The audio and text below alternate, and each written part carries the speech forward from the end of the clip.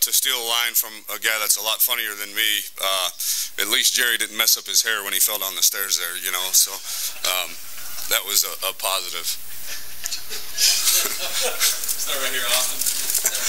Tom, Austin Ward, ESPN.com. When you look at the skill position guys that you brought in, Urban said it wasn't necessarily more important this year than others, but you had some needs for what you could do to expand the offense.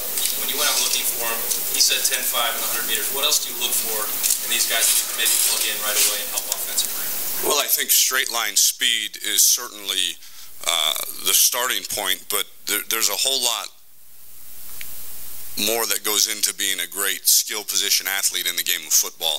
And so you look at a guy's speed, certainly, but then you want to look at his toughness, his ability to make guys miss in space, and then the ability to gain hard yards as well. So we felt like we were pretty deficient last year in terms of getting the ball in space, but then we get one-on-one with a safety or one-on-one with a corner or even a linebacker at times, and we can't make that guy miss. And I think the premise of a spread offense is to not play football in a phone booth and to spread people out and create one-on-one mismatches. And so the 10, 500 meters, 10, 400 meters, 20.8, 200 meters, those are all great statistics and a jumping off point, but I think you certainly got to look at a guy's ability to make people miss in space, to break tackles, and to make big plays when big plays are there to be made. More realistic for guys at those positions to come in and play earlier than, say, an offensive lineman? Oh, absolutely. I think Coach Meyer said the farther you get away from the ball, the easier it is to play early, because those guys, well, then the guys that we recruited at those positions are pretty physically developed as it is. You know, they come from good programs, they come from good backgrounds, they're weightlifters, they're strong guys that can come in and contribute early. But certainly, like Coach said, I think the farther you get away from the football, it's a lot easier to play early. You're not far away if you're holding it, right? That's exactly right. Front row, Bill. Dispatch. With these guys that you now have, plus the development of the existing guys, how much better equipped are you to be the kind of offense that you and Bill Meyer envisioned in 2015? We'll see. I think to say that we're going to rely on all these guys as excited as we are would certainly be putting our eggs in the wrong basket. I think first and foremost we've got to spend this offseason developing the guys that are here and teaching them how to be better at what we want them to be better at. That being said, then you go out and you recruit to a philosophy, and obviously that philosophy is well documented in terms of spreading the field and getting guys out there in space. And so I think it will lend itself to maybe being able to be a little bit more balanced and a little bit more philosophically along the lines of where we want to be. But to say that just today in those letters of intent that came in will do that for us would be a misnomer. It starts with the development of our current players here.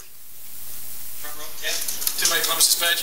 Yeah, Tom, two things. Number one, when you go into the belly of the beast, which is Texas, and you're going against Texas on the final weekend and stuff like that, just talk about the challenge it is to go down there and sell Ohio State. Well, it's not challenging when you go 12-0 and Urban Meyer's your head coach and you're wearing the block O on your shirt. Those three things certainly help you, but I think the biggest thing in the state of Texas and really any out-of-state recruiting area is to say that we're going to go into the state of Texas and beat Texas and Texas A&M and Oklahoma on any kid that we want. That's not going to happen. You've got to find and identify the kids that A, fit your need, and then B, have that reciprocated interest in you, and then you continue to recruit those guys and let the chips fall where they may at the end, and whatever that young man decides is best for him, he decides. But you know, the key, I think, is early identification of who those players are in that state, and then the continued recruitment of those players. How tough is it to stay in touch with a guy? You know, I've talked to Claude Mathis, well, not as much as you have, but I mean, just to stay in touch with the guy, even though you've so-called lost him, and then you get him back. But how tough is that to just keep making those calls and stuff? and then I guess today you find, the last couple of days you find out it pays off. I'm talking about Dontre Wilson, but just, what kind of tedium is that? I stalked my wife for 6 months before she said yes to go out with me. So, I mean, I asked her about every other week to go out with me, and next thing you know, we've been married for 12 years. So, and I certainly wasn't her first choice either. So, it's not hard. It's work. But I think at the end of the day, when you feel good about the effort that you've put in, you can lay your head down on the pillow at night every night and say, I'm doing the best I can at trying to maintain this relationship. And if that relationship is not reciprocated, at some point you've got to fish or cut bait, so to speak. And with Dontre, we never really had to cut bait. We were never at that point. There'd go 3-4 weeks at a time there in the summer, or maybe even in the early part of the season, where I was leaving a lot of voicemail messages, I can tell you that, but he was still getting emails and Facebook messages and the mailings that go out, and eventually, and let me make this clear, and maybe Dontre said it today or at some point, I'm not sure, but Dontre had interest in us. The interest was reciprocated well before the coaching change at Oregon as well, too, and so that relationship was fostered over a long period of time. That's what the relationship I was talking about, is maintaining that, even though you know it might be fruitless and all of a sudden it's not. I mean, just what did you call him immediately when you heard Chip Kelly? I mean, was that the first guy you called?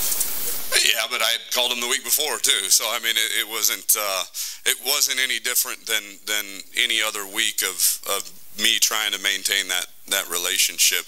And let me divert just a little bit. I want to make sure that the one guy that might go unsung, but maybe not because he's a Twitter phenom, is Mark Pantoni. All of us assistants couldn't do our jobs recruiting if it wasn't for him and his staff, and Derek Chang and Greg Gillum and the people that help him out. They're invaluable resources for us to continue developing and maintaining those relationships while you're trying to get ready to go beat Michigan State. I mean, that's a bit of a you get burning the candle at both ends, and when you've got a support staff like Mark and like Derek and like Greg that can help you along the way, it certainly makes life a lot easier. 2 more questions for Coach. Dave Biddle, Bucknuts. Tom, can you give us an update on how JT Barrett's coming along with his injury? Do you expect that he'll be able to play if you need him? Might be redshirted? Just give us an update there. You never want to speculate on redshirting. I don't think that's fair to the kid. Obviously, he's got a long way to go in his rehab. I said earlier today on the radio that he is everything that you want in a quarterback from the intangible side. He's a great leader. He's a great worker. Everything I'm getting back from the strength coaches and the trainers is that he's ahead of schedule. He's pushing himself. He competes against himself and against other guys. So whether he'll be ready in the fall, I don't know. What I've been told is that maybe in the spring he'll be able to possibly throw a little bit, throw some 7-on-7 without cleats so he doesn't dig his feet in the ground and things like that. So we'll progress him slowly, knowing that a guy coming in and playing right away at that position isn't really a big need for us right now. You have a nice luxury at the quarterback position. Not only do you have Braxton coming back, but you have a good senior backup, and Kenny who's proven himself. Maybe Cardale Jones is stepping up. Just how do you feel about the position overall? I think we've got the best backup quarterback in college football, and potentially the best starting quarterback in college football. So, yeah, I guess that is kind of a luxury. Now that I never thought of it that way in terms of using that word, but yeah, having Kenny and having Cardale now coming off a redshirt year and really understanding and buying into the program and what we expect out of him and out of that position certainly puts us in a position that a lot of schools probably would like to be in at that specific position. Last question, Brandon Castel with the Ozone. I'm just wondering, you guys were obviously hoping to get a guy early on at the skill position. When that guy, decides to go somewhere else and you guys are kind of scrambling, what's going through your mind, and could you ever have anticipated a day where you guys would get both Dontre Wilson and James Clark to kind of fill that role? Yeah. Like I said, and this is certainly not, take it however you want. We're 12-0. Our head coach is named Urban Meyer, and I get to wear the block O on my shirt every day walking into high school. So to say that we were behind the 8 ball, yeah, because recruiting is about relationships and it's about developing that over a period of time. But at the same time, we are fortunate enough to, as Coach Meyer puts it, be a little bit of the flavor of the month and have Coach Meyer and his track record and obviously this great university and its support system, that if you find yourself in that position, which you certainly don't want to live in that position every year, but if you do find yourself in that position where you have to go get a guy later in the game than you would like, you still have confidence that you'll be able to do that. Coach, thank you very much.